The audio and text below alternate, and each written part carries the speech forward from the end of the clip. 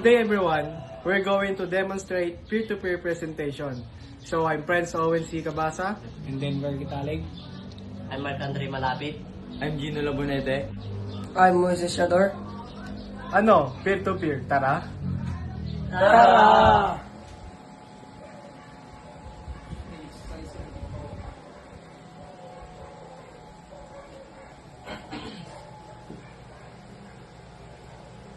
So ngayon is pupunta tayo sa control panel. Then after nun, punta tayo dito sa network and internet. Click lang natin. Then pagkatapos, punta tayo dito sa network and sharing center. Tap lang natin. Then pindutin natin tong Ethernet button dito sa yung nakakonect sa router natin. Double tap lang natin. Tapos click natin yung properties. Pagkatapos nun, pindutin lang natin tong Ethernet Protocol IPv4. Then, okay. Ay. Double tap lang natin yun. Then, click natin tong use the following IP address. Iseset natin yung IP natin. So, lalagay ko is 192.168.1.3. Yan. Tapos yung subnet mask, auto na yan. Tapos, yung default gateway natin is kopyahin lang natin yung nasa IP address natin. So, type ko lang.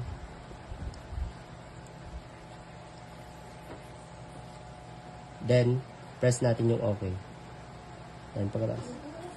Okay, then close. Para makapag-share naman tayo sa ibang device, punta tayo dito sa Change Advanced Sharing Settings. Then, yung mga dito, on lang natin tulad nitong Network Discovery, File and Printer Sharing. Tapos dito sa All Networks, click lang natin tong Folder Sharing para ma-access nila. Tapos, hayaan lang natin tong Password Protected Sharing para ma-access din nila sa ibang device. On din natin dito. Yan. Tapos, close na natin. Pagkatapos natin ma-on lahat ng yung nasa Advanced Sharing Center, pindutin lang natin yung Windows R para mabuksan to. Tapos, lagyan natin CMD para sa command prompt. Press OK. Pagkatapos nun, tignan natin kung nakakonect tayo sa router. Lagay lang natin is ping, tapos 192.168.1.1. Kasi yun yung nakalagay. Yan. Makikita naman natin na nag-success siya. Tapos ping naman natin yung mga dalawang device na gamit natin. Ping 192.168.1.4. Yan. Nag-success ulit siya. Walang error. Then, yung isa pang device natin, ping ulit natin siya.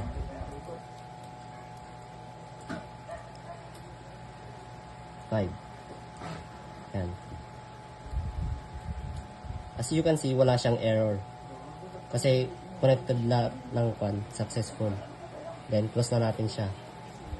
So, pagkatapos nating matignan kung nakakonect na lahat ng device sa router natin, gawa na tayo ng folder. Double tap lang natin, tapos new, then folder. Tapos, rename na lang natin yung folder ng kahit ano. Lagay ko na lang sharing. Yan. Pagkatapos nun, punta tayo dito sa file. Then, lalagyan na lang natin ng kahit ano dito. Tulad nito. Lagyan ko na lang ng picture. Control C. Then, lagay natin dito. Paste lang natin.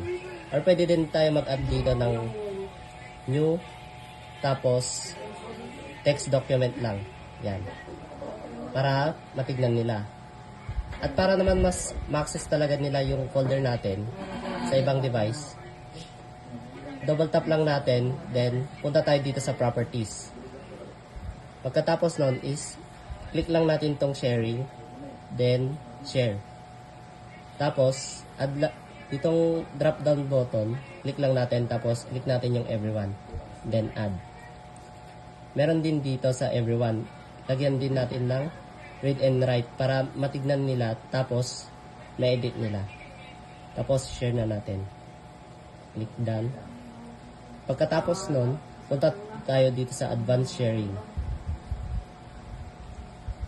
Click lang natin itong share this folder. Tapos, ilagay natin kung ilan yung user na gagamit sa folder natin. Then, pindutin natin itong permissions. I-click lang natin itong allow sa lahat ng button nila para ma-access nila ng buo yung folder natin. Yan. Tapos, click natin yung apply, then okay. Tapos, apply ulit dito. Tapos, okay. Yan. Tapos, pwede natin siyang i-close. Stop. So, ngayon, mag-add tayo ng text document naman para matignan talaga natin kung may edit dun sa kabilang device. So, docs document. Then, yan. Double tap lang natin para ma-open. Tapos, maglagay tayo ng words.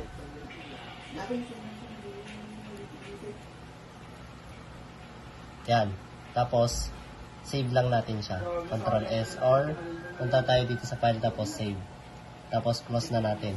Tapos, titignan natin sa kabilang device. So, titignan natin kung anong ginawa niya. Share yung docs. Okay. So, try natin i-edit.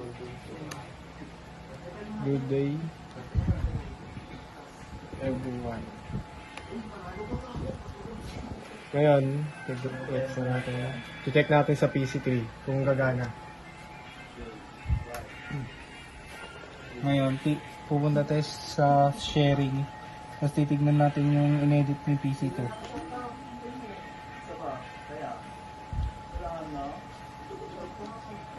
Ito yung inedit ni PC2. Tapos lalagyan ulit natin.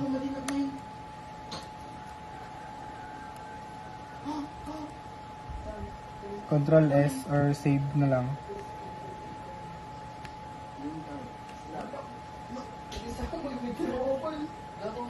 Tapos tignan mo ulit sa PC1 kung gagana. So, pagkatapos nila ma-edit, tignan natin naman dito sa pinanggalingan nun. Okay, edit.